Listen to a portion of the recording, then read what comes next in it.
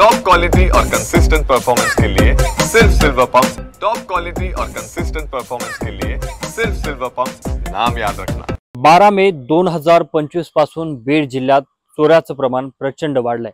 12 मे 2025 पासून आजपर्यंत 50 पेक्षा अधिक चोऱ्यांच्या नोंदी या पोलीस ठाण्यामध्ये झाल्यात। मात्र या व्यतिरिक्त अनेक चोऱ्याच्या घटना अशा आहेत ज्याची नोंद पोलीस ठाण्यामध्ये झालेलीच नाही।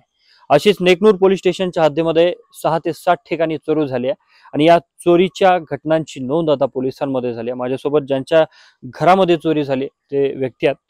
कधी चोरी झाली, किती किमतीचं तुमचा सगळा साहित्य चोरीला गेलंय आणि याची पोलिसांनी कधी नोंद घेतली? 19 तारखेला पहाटे 2:30 ते 3च्या दरम्यान घराचं कुलूप तोडून घरामध्ये चोरटे घुसून त्यांनी 23 ग्रॅम सोनं चोरीस गेले आणि 23 ग्रॅम आजच्या भावाने जर धरलं तर ते 2 लाखाच्या पुढे त्याची किंमत धरती।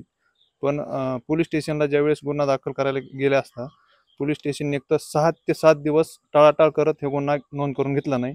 ज्यावेळेस घेतला त्यावेळेस म्हणजे 23 ग्रॅम सोन्याची किंमत फक्त त्यांनी FIR मध्ये 30,000 लावली आणि एकूणच 7 दिवस जर एका गुन्ह्यासाठी नोंद करायला जर पोलीस लावित असतील तर त्या गुन्ह्याचा खरंच तपास लागणार आहे का, हा प्रश्न आमच्या मनात उपस्थित झाला।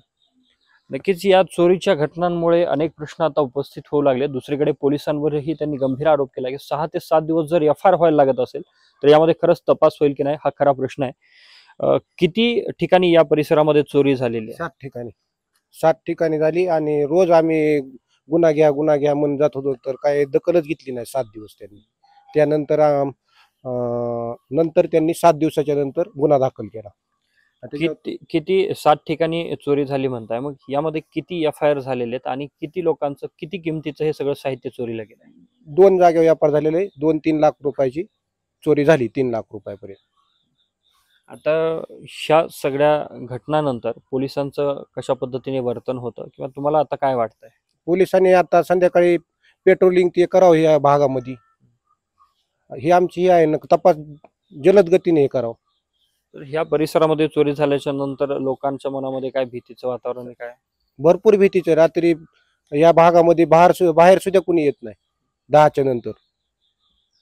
पोलीस अधीक्षकांनी सांगितलंय जिल्ह्यातल्या सगळ्या घटनांवरती गोष्टींमध्ये बदल आणेल। मग त्यांच्याकडे काय तुमचं आवाहन असेल, त्यांच्याकडे काय मागणी असेल का? माझी आणि आमच्या परिसराच्या वतीने एकच मागणी आहे की या भागात नव्हे तर पोलीस स्टेशन हद्दी जेवढी गाव येते त्या गावात पोलिसांनी रात्रीची पेट्रोलिंगची गस्त वाढवावी आणि ह्या गुन्ह्याचा लवकरात लवकर तपास करून आरोपींना अटक करून करावी, जेणेकरून ह्या भागातील लोकांच्या मनाची भीती ती कमी होईल। एवढीच आमची मागणी माननीय कावत साहेबाला आहे।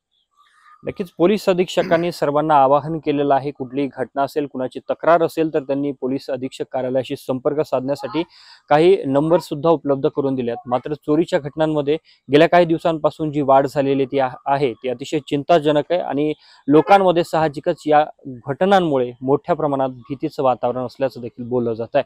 मात्र यावरती आता पोलीस नेमका काय उपाययोजना करतात हे पाहणं अतिशय महत्त्वाचं असणार आहे। कॅमेरामन विनोद सह मी अशोक काळकुटे, TV9 मराठी, बीड।